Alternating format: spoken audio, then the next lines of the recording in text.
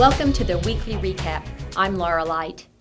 A Rolla man was arrested on August 7th for filing a false police report and for misusing 911.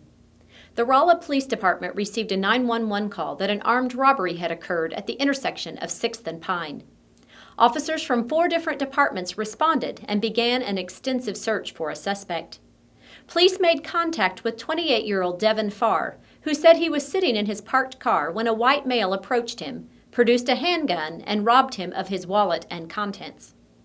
During a follow-up investigation, officers learned that the armed robbery did not occur. When Farr was asked more about the incident, he admitted to fabricating the entire report. Marys County Sheriff Chris Heitman said allegations that he is withholding evidence in a criminal case are not true. Attorney James Thomas represents a former supervisor with the Missouri Department of Corrections charged with possession of marijuana.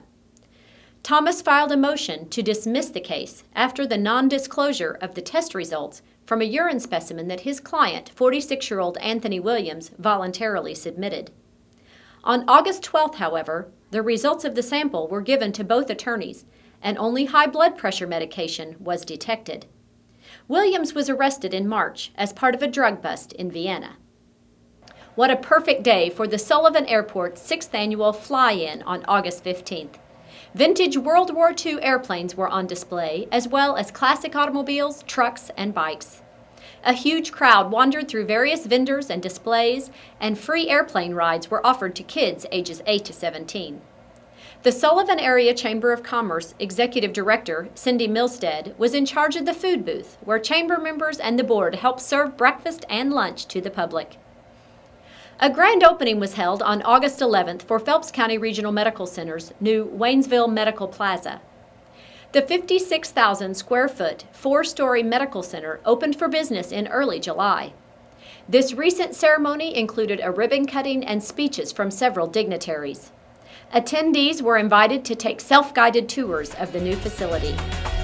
Now with more local news, here's Matt Wacker.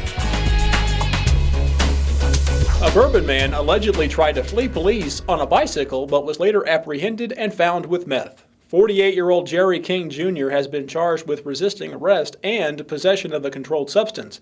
According to the probable cause statement, a sheriff's deputy tried to stop King as he was riding a bike on Pine Street in Bourbon on August 8th. King had active warrants for his arrest. King attempted to flee on the bike, but the deputy was able to cut him off. When King's bike hit the rear of the patrol car, he fell off and began to run, jumping over a guardrail and landing 10 feet below. King was taken into custody without further incident.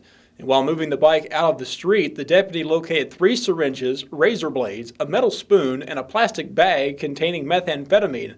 King is being held on a $5,000 bond. Students of Harry Truman Elementary were met by a new smiling face when classes began on August 13th. Marin Jelly Harris has been named the school's new principal. The mother of 3 comes to Rolla from El Paso, Texas, where she worked as a teacher and administrator for 9 years. Harris is a U.S. Army veteran. Her husband, who is also in the military, got assigned to Fort Leonard Wood in the fall of 2014.